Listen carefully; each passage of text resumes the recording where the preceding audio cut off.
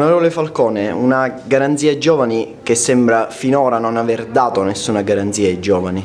Ma assolutamente sì, la Garanzia Giovani era un programma nazionale ma comunque di origine comunitaria che dovrebbe servire per avviare 150.000 giovani ad una occupazione, ad una occasione occupazionale, un tirocinio formativo, apprendistato, servizio civile, autoimpiego. Erano queste le prospettive e le occasioni che si immaginavano per 150.000 giovani in Sicilia.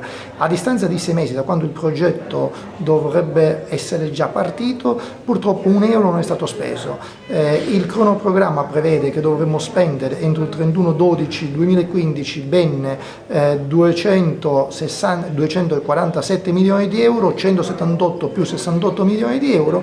Ad oggi non abbiamo speso un euro, siamo in grande ritardo, per cui oggi Forza Italia denuncia con forza questo ritardo e cerca di stimolare questo nuovo governo crocetta terre perché immediatamente faccia dei passi avanti e cerchi di dare qualche speranza a quei giovani che ultimamente hanno perso ogni tipo di fiducia nei confronti dell'istituzione, soprattutto nei confronti della regione siciliana. C'è il rischio di perdere questi fondi se non verranno spesi entro il cronoprogramma stabilito?